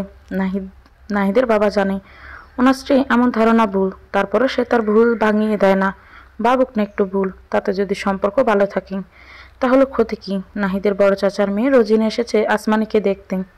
মেয়েটার দিকে আসমানি তাকিয়ে আছে, কি সুন্দর দেখতে একটা মেয়ে, একেবারে পরীর মতো। শরীরের অলঙ্কারগুলো যেন তার সৌন্দর্য আরো ফুটিয়ে তুলেছে। কিন্তু মেয়েটার মুখে কেন যেন হাসি নেই, কেমন একটা বিষাদের ছাপ। এই আচরণ আসমানি ভালোভাবেই বুঝতে পারে। তার পরিবার যখন আল্লাহর কাছে চলে গেছে তখন সে এইভাবেই থাকতো। সবাই বলতো পরীর মতো মেয়েটার মনটা কি খারাপ? এখন আর আসমানি দেখতে পরীর মতো নেই, এত পরিশ্রমের কাজ করে, ভালো খাবার না খাওয়ায় ফলে তাকে দেখতে আরও আগের মতো লাগে না, কেমন শুকিয়ে গেছে, মুখেও অনেক ব্রণ হয়েছে। আমার ভাইকে ভালো রেখেছো তো ভাবি? হঠাৎ এমন প্রশ্ন আসমানি বেশ লজ্জায় মুচকি হেসে মাথা নিচু করে রাখি। আমরা কিন্তু প্রায় সমবয়সী, ও আমার চেয়ে কয়েকদিনের ছোট ভাই। বন্ধুর মধ্যে সবচেয়ে বেশি আমিই ওকে চিনি, আমি ছাড়া ওর বাইরের মেয়েদের সাথে তেমন কোনো সাক্ষাৎ নেই। এমনকি বাকি বোনেরাও ওকে বেশ ভয় পায়, রেগে গেলে ওর মাথা ঠিক থাকে না। আপনি কালকে এলেন না যে? কালকে তো সবাই এসেছিল, কালকে আপনার কথা শুনলাম। কি শুনেছ? আপনি কত সুন্দর, শান্তশিষ্ট আর ভালো, তাই সবাই বলল। ব্যাস এটুকুই, আর কিছু বলেনি? আর কি বলবে, এই যে আমার ভাগ্য, 7 বছর হলো বিয়ে হয়েছে, অথচ এখনো মা ডাক শুনতে পারেনি, জীবনে পারবও না। আমার শ্বশুর বাড়ির লোক আমার স্বামীর জন্য মেয়ে খুঁজছে বলে একটা মুচকি হাসি দেয়। আসমানের বুকটা ধক করে ওঠে। হাসির মাঝেও যে এত কষ্ট, এত অভিমান লুকিয়ে থাকে, সেটা সে এই মেয়েটার হাসি দেখেই বুঝল। সে কি বলবো ভেবে পায় না। তখনই বাইরে থেকে শুনতে পেল তার বড় চাচা শ্বশুর বেশ রাগে স্বরে বলছে, ওদের নাকি বিটায় বাতি জ্বালানোর মতো কেউ নাই। তিনটা ভাই, দুইটার একটাও ছেলে নাই, শুধু ওর শ্বশুরেরই একটা ছেলে। তা নিয়ে নাকি ওর শাশুড়ির কত অহংকার। এখন আমার মেয়ের বাচ্চা হইতেছে না, তাই তাদের ছেলের আর একটা বিয়ে করানো লাগবো কেন? তাদের যে আগে মেয়ে হয়েছে, তার আর একটা করে বিয়ে করে নাই কেন ছেলের জন্য?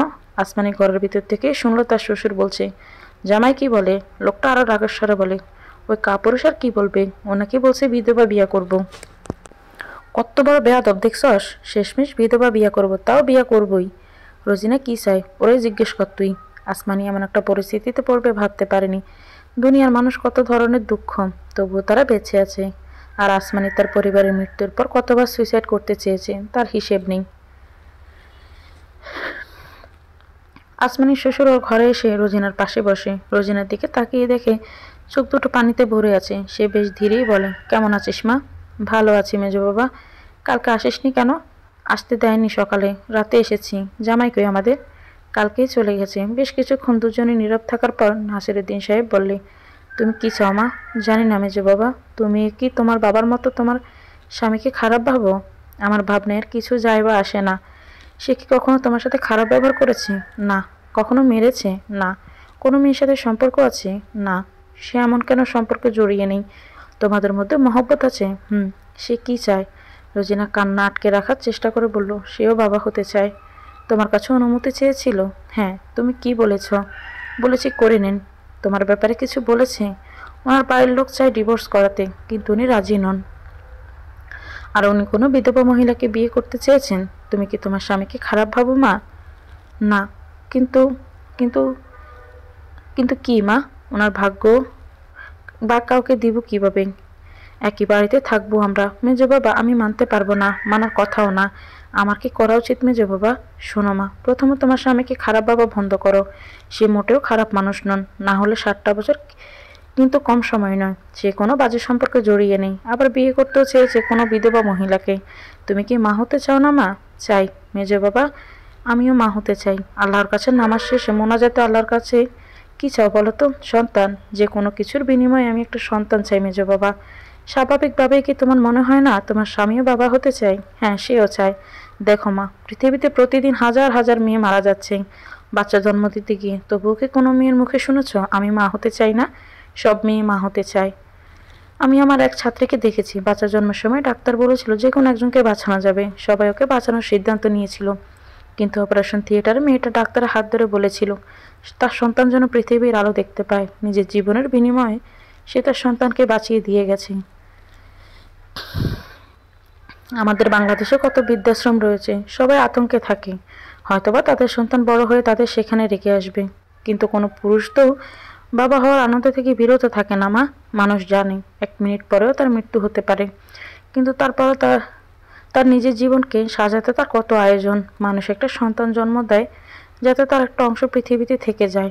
সে যখন মারা যাবে, 100 বছর পরে হলেও তার নাতি কিংবা নাতনি তাদের কথা মনে করবে। কারো কবর জিয়ারত করতে গিয়ে যেন বলে, আল্লাহ আমার পূর্বপুরুষদের সবার গুনাহ ক্ষমা করে দাও, তাদের জান্নাত নসিব করো, যেন জায়নামাজে বসে তাদের জন্য দোয়া করতে পারে। তোমার স্বামী চাওয়া কিন্তু খারাপ না। এমন তো না মেয়ে বাচ্চা হয়েছে বলে সে বিয়ে করতে চায় ছেলে বাচ্চার জন্য, সে শুধু বাবা হতে চায়। রোজিনা এবার হাউমাউ করে কেঁদে বলে, আমার কি হবে বাবা? আমি তো মেনে নিতে পারবো না, ওনাকে ছেড়ে আমি থাকতেও পারবো না। আমি জানি ডিভোর্স ভালো বুদ্ধি না, কিন্তু এই বাড়িতে তোমার কোনো মূল্য থাকবে না মা। তোমার স্বামী ছাড়া বাকি সবার কাছে তুমি বোঝা হবে, অবহেলার পাত্রী হবে। আমরা সেটা কিভাবে মানবো মা? আমি চলে এলে আমার জীবনের কি হবে মেজো বাবা? আমি বাবার বাড়িতে সারা জীবন থাকতে চাই না, তোমায় থাকতে হবেও না। দুনিয়ায় অনেক মাহারা বাচ্চা আছে, তারা একটা মায়ের আশায় বসে থাকে। মাহারা সন্তানদের বাবারাও তাদের সময় দিতে পারে না। তুমি তাদের মা হতে পারবে না? তুমি মা ডাক শুনতে পাবে যদি ওদেরকে ভালোবাসো, ওরাও তোমাকে ভালোবাসবে। রোজিনা কিছু বলার আগে রোজিনার বাবা ক্ষিপ্রগতিতে রুমে এসে বলে, মাথা খারাপ তোর? আমার মেয়েকে বাজে বুদ্ধি দিচ্ছিস? আমার মেয়ে বাচ্চাওয়ালা, লোকের করা যাবে কোন আক্কেলে? আমার কি কিছু কম আছে নাকি? দরকার পড়লে আমি গরিব ছেলে ধরে এনে ঘর জামাই করে রাখবো সারা জীবন। এতক্ষণে রোজিনার মা মুখ খুলে নিজের স্বামীকে বলে, অনেক বলেছেন আপনি জীবনে। নিজের হারাম টাকায় সম্পদের পাহাড় গড়েছেন, আমাদেরও পাপের ভাগীদার বানিয়েছেন। আপনি জানতেন না আমাদের মেয়ের জরায়ুতে সমস্যা ছিল, ও যে মা হতে পারবে না? আপনি জানতেন না? আপনি লোভে পড়ে ওই বড়লোক ঘরে মেয়ে বিয়ে দিলেন, ওদের থেকে এত বড় কথাও লুকালেন। ওদের পুরো বংশে যে একটা মাত্রই ছেলে ছিল সেটা আপনি জানতেন না? আমাদের মেয়েকে যে ছেলেই বিয়ে করুক না কেন, সে কখনোই বাবা হতে পারবে না। সব পরিবারই একটা বাচ্চা চায়, ওই বাড়িতে অন্য কোনো ছেলেও নেই যে তার বাচ্চা হবে। ওদের কি দোষ? আপনার মাও তো আমার বিয়ের 3 বছর হওয়ার পরই বাচ্চা না হওয়ার জন্য আপনাকে বিয়ে করতে বলেছিল। মেয়েটা জন্ম হলো বলে সে যাত্রায় আমার সংসার টিকে রইল। তারপর একটা একটা ছেলের জন্য আবার আপনার মা আপনিও খেপলেন কেন? কারণ ততদিনে আপনার ভাইয়ের বউদের ছেলে হয়েছে। নাহিদ জন্মের পর আপনি একটা ছেলের জন্য পাগল হয়ে গেলেন, ভাইয়ের কাছে ছোট হয়ে যাবেন যদি ছেলে না হয়। আপনার বংশ রক্ষার জন্য আপনার আরও 2 ভাই ছিল, আপনার ভাইপো ছিল, তাও আপনার ছেলে লাগবেই লাগবে। ভুলে গেছেন সব কিছু? কত মেয়ের সাথে সম্পর্ক জড়িয়েছেন সব ভুলে গেছেন? আর ওদের বাড়িতে তো কোনো বাচ্চাই নেই। একটা মেয়ে বাচ্চা থাকলেও আমরা কিছু একটা বলতে পারতাম। নিজের বেলায় 16 আনা, আর অন্যের বেলায় কিছুই না, তাই না? এখন আবার জামাই কিনে এনে সুখী বানাতে চাইছেন মেয়েকে। আপনার ভুল সিদ্ধান্তের জন্য এখন আমার মেয়ে ডিভোর্সের তকমা নিয়ে সমাজে ঘুরে বেড়াবে। ভালো লাগবে? ভালো লাগবে তো আপনার? খুশি হবেন আপনি? আপনার টাকার পাহাড়ের নিচে আপনি থাকেন, আমি আমার ছেলে মেয়েদের নিয়ে অনেক দূরে চলে যাব।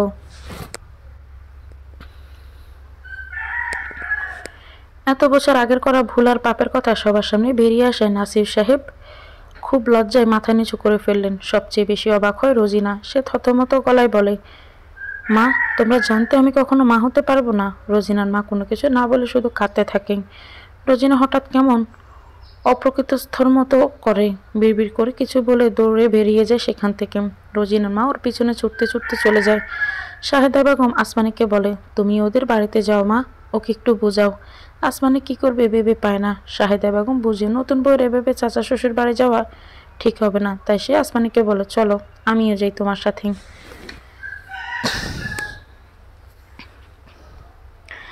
একটা মেয়ের জীবনে একটা সন্তান ছাড়া আর কী বা আশা থাকে বলো তো? আমি মা হতে পারবো না, তাও বাবা আমায় ওই ওই বড় ঘর করে বউ করে পাঠালো। আল্লাহ যদি আমাকে একটা মেয়েও দিত। বিলাপ করতে করতে বলতে থাকে রোজিনা। এমন করবেন না আপু, আল্লাহ নিশ্চয়ই আপনার জন্য সামনে ভালো কিছু রেখেছে। আমার আর কি ভালো হবে বলো তো? আমি নিজের সাথে সাথে ওই মানুষটার জীবনটাও নষ্ট করলাম। আমি যদি জানতাম আমি মা হতে পারবো না, তবে আমি ওই লোককে কোনো দিনও বিয়ে করতাম না। উনি কি আপনাকে ভালোবাসেন না? ভালোবাসলে কি সে আপনাকে নিয়ে আলাদা থাকতে পারে না? রোজিনা হাসে, হাসতে হাসতেই বলে, ভালোবাসা? হ্যাঁ, অবশ্যই সে আমাকে ভালোবাসে, অনেক ভালোবাসে। না হলে সে এত বছর আমাকে তার ঘরে রাখতো না। বিয়ের 2 বছর পর সে জানতে পেরেছে আমি মা হতে পারবো না। 5টা বছর সে আমাকে তার পরিবারের হাত থেকে আগলে রেখেছে। আল্লাহর কাছে শুধু চেয়েছে একটা সন্তান, কিন্তু তার প্রয়োজনীয়তা ভালোবাসার চেয়ে অনেক বেশি। আমি এতদিন তার প্রতি কত অভিমান আর অভিযোগ পুষে রেখেছিলাম, কিন্তু এখন মনে হচ্ছে সব ভিত্তিহীন। মানুষটা আসলেই ভালো। আমি তো আল্লাহর কাছে চাই যেন যে কোনো কিছুর বিনিময়ে আমাকে আল্লাহ একটা সন্তান দেন। সেও নিশ্চয় চায়, হয়তো আল্লাহই তাই করবেন। আমার বিনিময়ে সে একটা সন্তান পাবে। আসমানি উঠে আসে রোজিনার কাছ থেকে। বের হয়ে আসার সময় বলে, খাবারটা খেয়ে নিন আপু। কী হবে এত খাবার খেয়ে? আমার তার কিছুই হলো না, না স্বামীর মুখোমুখি হতে পারবো, আর না বাবার। আমার দুনিয়ায় সব কিছু থেকে মায়া উঠে গেছে। আসমানের কেন যেন এই মুহূর্তে ভীষণ হাসি পেল, কিন্তু নিজেকে সংযত করে বলল, আমার চাইতে বেশি দুঃখ কি আপনার আপু? আপনার এই দুঃখের সময় আপনার পাশে আপনার পরিবার সবাই আছে, কিন্তু আমার মা, ভাই বোন চলে গেল। তখন তো শুধু বাবা, আর তারপর বাবা চলে যাওয়ার পর এক চাচা ছিল, কিন্তু সেও বেইমানি করলো। আমার বাবার সব কিছু নিজের ছেলেদের নামে করে নিল, শুধুমাত্র আমি মেয়ে বলে। আপনি আপনার কাছের মানুষদের বুকে মাথা রেখে কাঁদতে পারবেন, কিন্তু আমি কারো বুকে মাথা রেখে কাঁদতেও পারিনি। আমার জীবন থেকে সবাই হারিয়ে গিয়েছিল, ভেবেছিলাম আমিও মারা যাব। জীবনের কোনো অর্থই ছিল না, কিন্তু আমার পেট সচল ছিল। 24 ঘন্টা পুরো হওয়ার আগে বুঝেছিলাম পেটের খিদে। আসমানে মুচকি হেসে চলে গেল সেখান থেকে, আর রোজিনা শুধু তার চলে যাওয়ার দিকে অবাক হয়ে তাকিয়ে রইল। এভাবে জড়িয়ে ধরে আছো যে? আমায় ভালোবেসে ফেলেছো নাকি? শুনুন। কি? আমার বাচ্চা না হলে কি আপনি আবার বিয়ে করবেন? নাহিদ একটু সময় চুপ থেকে বলে, তুমি কি রোজিনা নাকি আমি ওর হাজব্যান্ড? আমরা কি এক? একটা বাচ্চা তো সবাই আছে, আমার ভাই আছে, বোন আছে, আমার চাচাতো ভাই বোনও আছে, ওদের বাচ্চা হবে, আমরা ওদেরকে ভালোবাসবো। তাহলে আমাদের বেবি না হলে আপনি আবার অন্য কাউকে বিয়ে করবেন না তো? আমি ডাইনোসরের শেষ বংশধর না যে আমার বাচ্চা লাগবে।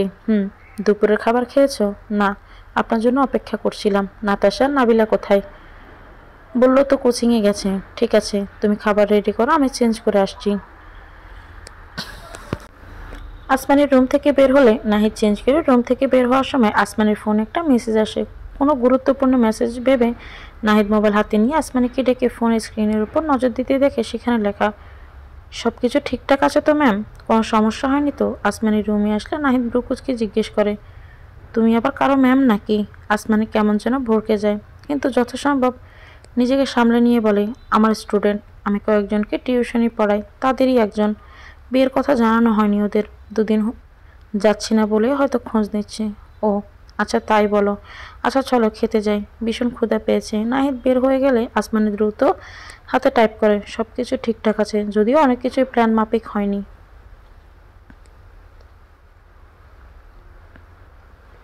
তবু এখনো পর্যন্ত কোনো গন্ডগোল হয়নি, শুধু আমি এদের সাথে নিজেকে জড়িয়ে ফেলেছি। আমি আশাবাদী এদের কোনো ক্ষতি আমরা হতে দিব না, কিন্তু ভুলেও মিশন ক্যান্সেল করবেন না কেউ। দু একটা কাজ এদিক সেদিক হলে আমরা কোনো ক্ষতি হয়নি। আমি এখানে সেফ আছি আর ভীষণ ভালো আছি, কাজটাও সহজে করতে পারবো। আমার মনে হচ্ছে আমার আদরের ভাগ বসিয়েছ তুমি ভাবি। মুখ গোমরা করে বলে নাতাশা। কেন, কি দেখে মনে হচ্ছে তোমার যে আমি তোমার আদরে ভাগ বসিয়েছি? তুমি আসার আগে আমি বাবা আর ভাইয়াকে কত বলেছি আর কিছু না হোক টিউবওয়েলের চারপাশে বেড়াতো, কিন্তু দেয়নি। আর তুমি আসতে না আসতে নতুন ঘর বানাবে, তাও নাকি ছাদ সহ। এতদিন টাকা নেই টাকা নেই, আর এখন এত টাকা কোত্থেকে এলো? আসমানি একটা দীর্ঘশ্বাস ফেলিং। এই বয়সের মেয়েরা হুট করে কাউকে ভালোবেসে ফেলিং, আবার হুট করে তার প্রতি বিতৃষ্ণা আনতেও দ্বিধাবোধ করে না। কাউকে মন দিয়ে ফেললে তার থেকে সহজে মন উঠাতে পারে না, আবার কারো থেকে মন উঠে গেলে সারা জীবনেও তাকে আর মনে জায়গা দিতে পারে না। নাতাশা যে তাকে পছন্দ করে সেটা আসমানি বুঝতে পারে, কিন্তু এই সামান্য কারণে যদি ওর মন খারাপ প্রভাব পড়ে, তবে আসমানিকে সে নিজের প্রতিদ্বন্দ্বী ভাবতেও দুবার ভাববে না। আসমানি নিজের চুল আঁচড়ে চিরুনি রেখে বলে, তুমি কি খুশি নও যে তোমাদের বাড়িতে বড় ঘর হচ্ছে? হ্যাঁ আমি খুশি, কিন্তু আমার কথা তো ভাবলো না ওরা কেউ আগে। তুমি আসলে বলেই তো এত আয়োজন সবার। আসলে কিন্তু বিষয়টা এমন না। তাহলে বিষয়টা কেমন? এতদিন তোমার ভাইয়ের চাকরি ছিল না, তোমার বাবার টাকায় সংসার চলেছে। তোমার বাবা খুব হিসেবে মানুষ, সেটা তো তুমিই জানো। নিজের চাকরির বেতন থেকে কিছু টাকা সে জমিয়ে রেখেছিল, যদি তোমার ভাই তার অপশন নেওয়ার পরেও চাকরি না পায়, তবে কোনো বিজনেস শুরু করার জন্য। কিন্তু যেহেতু তোমার ভাই এখন চাকরি পেয়েছে, এখন ভবিষ্যতে খাওয়া পড়ার চিন্তা নেই। তোমার ভাইয়ের টাকায় সংসার চলে যাবে ইনশাল্লাহ, আর তোমার বাবার পেনশনের টাকা তোমার বাবা নিজের কাজে খরচ করতে পারবে। আর আমি তো আছি, আমি তো টিউশনি করাই, যথেষ্ট ভালো ইনকাম হয়। আর যদি এর মাঝে একটা চাকরি পেয়ে যায় তাহলে কোনো সমস্যাই থাকার কথা না। কিছু কি বুঝলে? নাতাশা মাথা নাড়ায়, যার অর্থ সে বুঝেছে। আসমানি আবার বলে, সব কিছুই নির্ভর করছিল তোমার ভাইয়ের চাকরির উপর, তাই তোমার বাবার বিজনেসের জন্য রাখা টাকায় ঘর বানাতে পারছে। নতুন ঘর হলে অনেক ভালো হবে বলো? হ্যাঁ অনেক ভালো হবে। পানির ট্যাঙ্ক থাকবে, আমার রুমের সাথে অ্যাডজাস্ট বাথরুম থাকবে, আমি ইচ্ছে মতো গোসল করতে পারবো, যত খুশি তত পানি খরচ করতে পারবো। আর থাকবে একটা ছাদ, আমি ছাদে উঠে কত কিছুই না করব। ছোটবেলা থেকে একটা ছাদওয়ালা বাড়ি ভীষণ শখ আমার। আমাদের বেশিরভাগ আত্মীয় স্বজনদের বাসায় ছাদ আছে, শুধু আমাদের নেই। আমাদের একটা ওয়াল করা টিনের বাসা, ভালো লাগে না আর। নাতাশার কথা শুনে আসমানি কেমন উদাস হয়ে যায়। একটা ছাদওয়ালা বাসার স্বপ্ন কি তারও নেই? 24 ঘন্টা পানি থাকবে যেখানে। নিজের অতীতের কথা ভাবলে ভীষণ কষ্ট হয় তার। কেমন ছিল তার জীবন, আর এখন কেমন? সকালে মা খাইয়ে দিলে তবেই ভার্সিটি যেত, সারাক্ষণই পানি থাকতো। গরমের দিনে বাথটাবতে বরফ কুচি দিত, আর শীতে গিজারের গরম পানি। সন্ধ্যায় বন্ধুদের সাথে দামি রেস্টুরেন্টের আড্ডা, সাথে গরম গরম কফি। আর ছিল এক ছাদ যেখানে মনের সাথে মনের আনন্দে কথা বলে যেতে নিশ্চিন্তে। সেই সব গেল কোথায় সব? আর কি কখনো ফেরত পাবে সেই সব? আসমানি জানে সে পাবে না। তবু যখন খুব করে পেতে ইচ্ছে করে তখন সে চোখ বন্ধ করে থাকতো আর ভাবতো, আমি চোখ খুলবো আর দেখবো আমার বোন আমার সব লিপস্টিক নষ্ট করে দিয়েছে। চোখ খুললেই দেখবো আমার ভাই আমার বরফ কুচি দেওয়া ঠান্ডা পানিতে গোসল করে নিয়েছে। চোখ খুললেই দেখবো আমার ভাই বোন আমার নামে মায়ের কাছে মিথ্যে নালিশ দিচ্ছে, আর আমি মাথায় পেতে হাসি মুখে সেই সব মিথ্যে নালিশ মেনে নিব।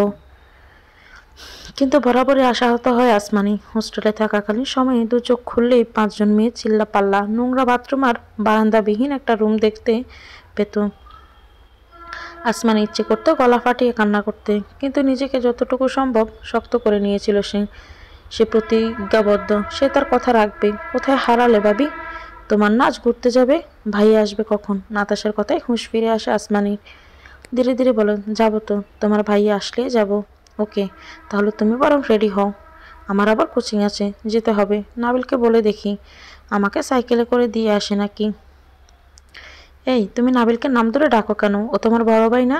নাতাশা ঠোঁট উল্টে বলে। বড় ভাই না ছাই, এত সম্মান কই থেকে দেব ওকে? মাথামোটা গবেট একটা। নাতাশা চলে গেলে আসমানি আবার নিজের ভাই বোনের কথা ভাবতে থাকে। ওরাও তাকে আপু বলতো না। বোনটা তো তাও মাঝে মাঝে আপু ডাকতো, কিন্তু ভাইটা মোটেও আপু ডাকতো না, বলতো আসমান। ভাই বোনের কথা ভেবেই পানি চলে আসে আসমানির চোখে। নিজের কাছে আরো একবার প্রতিজ্ঞা করে সে তার প্রতিজ্ঞা রক্ষা করবেই। তোমাকে সুন্দর লাগছে আসমানি। ইচ্ছে করছে না বাইরে যেতে?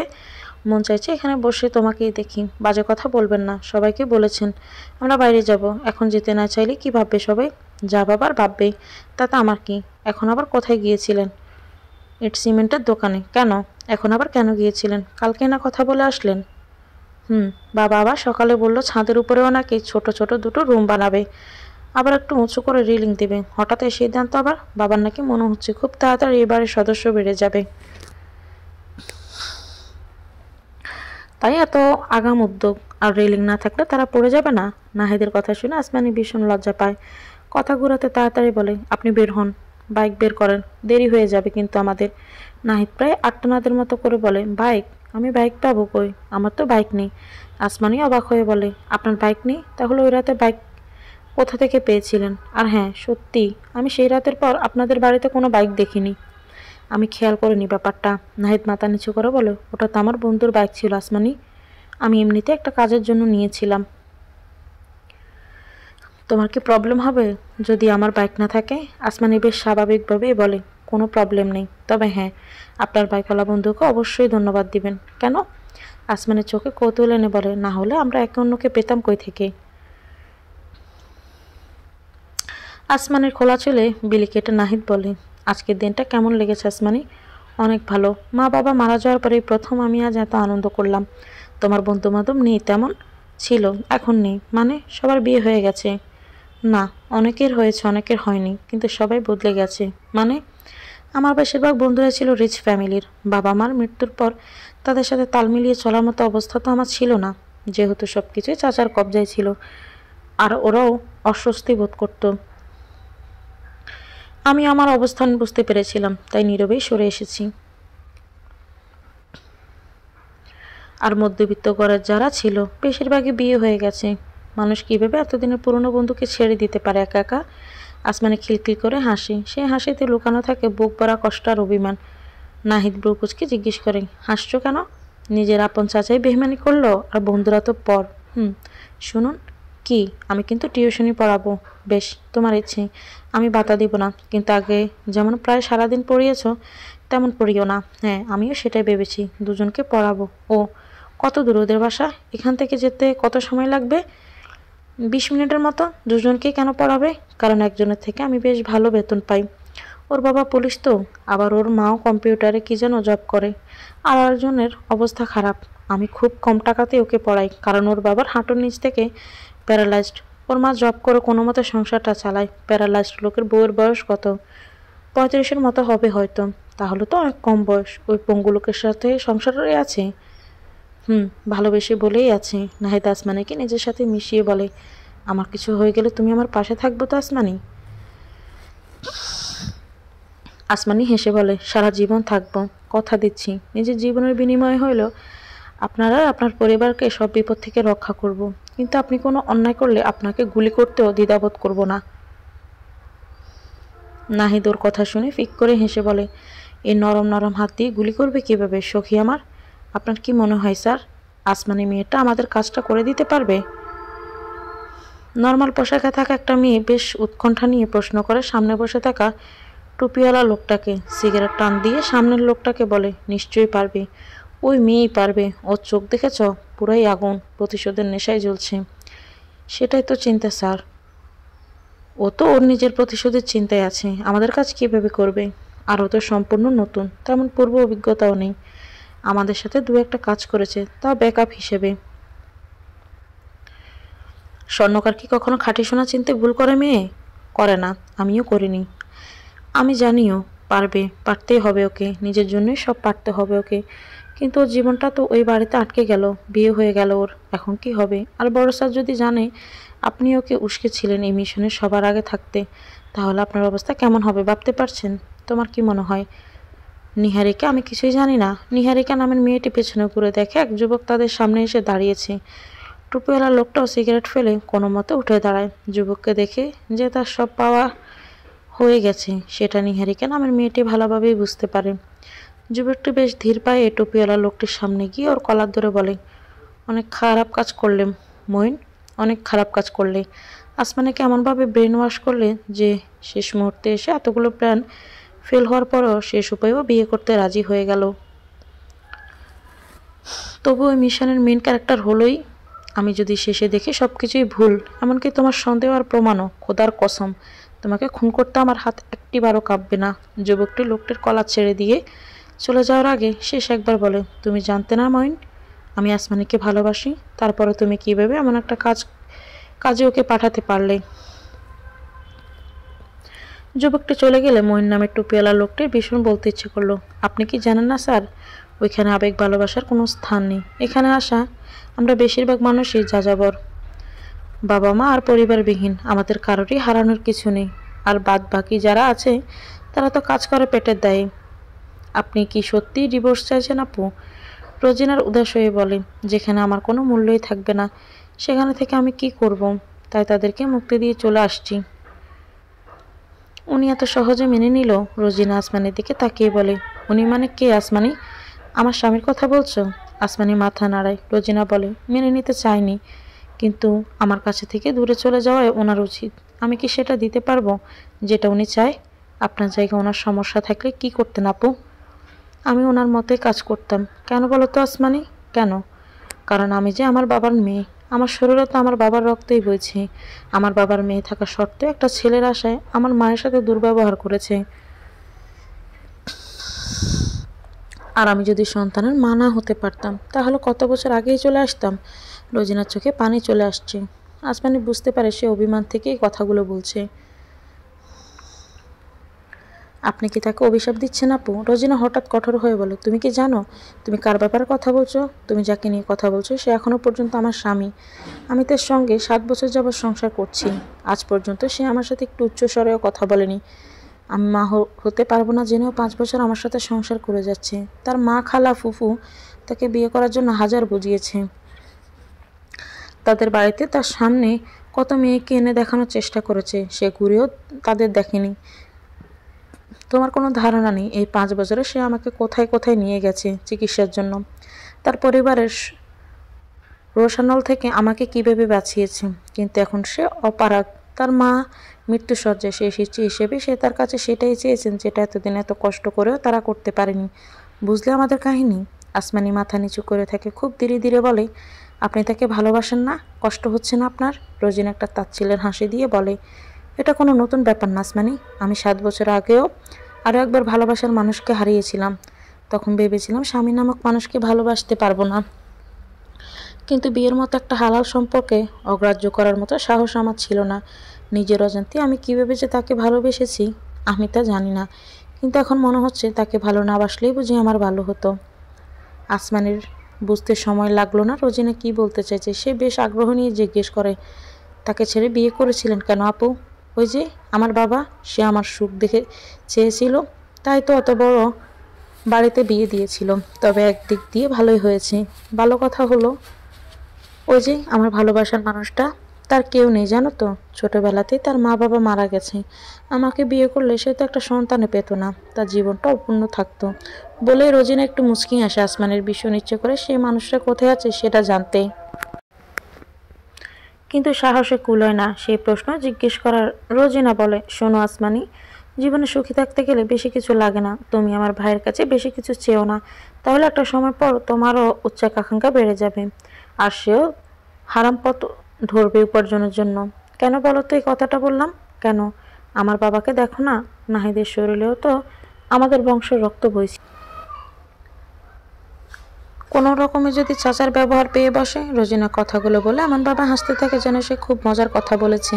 আসমানি বুঝে উঠতে পারে না সে কি বলবে। রাত পোহালায় যে মেয়েটার ডিভোর্স হবে সেই মেয়ের মুখে কি এমন হাসি মানায়?